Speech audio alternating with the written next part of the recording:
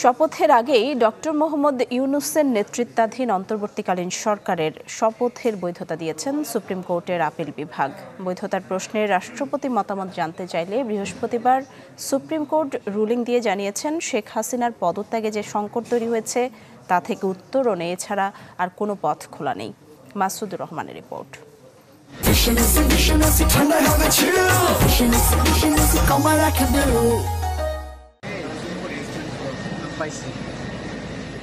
গেল 5 আগস্ট দুপুরে প্রধানমন্ত্রীর পদ ছেড়ে দেশ ছাড়েন শেখ হাসিনা, যাতে তৈরি হয় সাংবিধানিক শূন্যতা। রাষ্ট্রপতি দ্বাদশ জাতীয় সংসদ ভেঙে দিলে সংকট আরও বাড়ে। এর আগে এমনভাবে সাংবিধানিক সংকট রেখে দেশের কোনো প্রধানমন্ত্রী পদত্যাগ করেননি। এমন পরিস্থিতিতে ডক্টর ইউনূসের নেতৃত্বে গঠিত হয়েছে অন্তর্বর্তীকালীন সরকার। তাদের শপথ নেয়ার আগেই প্রশ্ন ওঠে এর আইনি বৈধতা বিষয়ে। সুপ্রিম কোর্টের সিনিয়র একাধিক আইনজীবীর মতামত নেন সেনাপ্রধান ওয়াকারুজ্জামান, যাতে উঠে আসে সংবিধানের 106 অনুচ্ছেদ অনুযায়ী রাষ্ট্রপতি সুপ্রিম কোর্টের রুলিং নিলেই কেবল সাংবিধানিক সংকট কাটবে। নতুন সরকার শপথ নিলে কোনো সাংবিধানিক সংকট হবে কিনা সুপ্রিম কোর্টের কাছে সেই মতামত চেয়ে পাঠান রাষ্ট্রপতি মোহাম্মদ শাহাবুদ্দিন। এ বিষয়ে নজিরবিহীনভাবে বৃহস্পতিবার সন্ধ্যা 7টায় ভার্চুয়ালি বসে সুপ্রিম কোর্ট।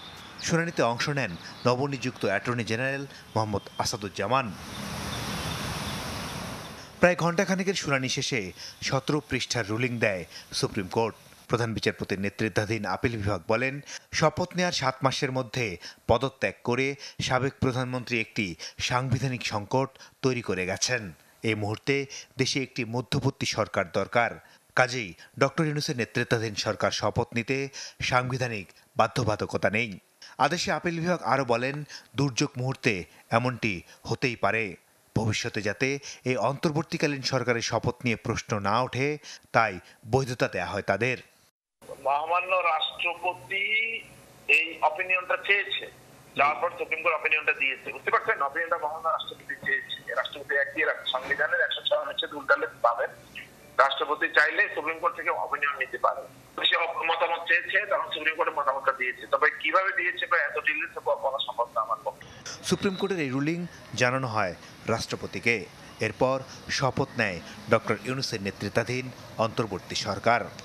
রাষ্ট্রপতির বিষয় মানে রাষ্ট্রপতি শুধু মতামত চেয়েছে। রাষ্ট্রপতি সেখানে এইটা বলে নাই যে এই সরকার, রাষ্ট্রপতি চেয়েছে যে মানে প্রাইম মিনিস্টার পদত্যাগ করলে এবং সংসদ ভেঙে দিলে অন্তর্বর্তীকালীন সরকার গঠন করা যায় কিনা বা শপথ নেওয়ানো যায় কিনা। তখন সুপ্রিম কোর্ট বলছে করা যায়।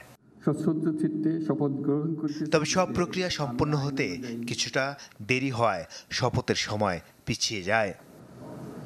মাসুদুর রহমান, চ্যানেল 24, ঢাকা।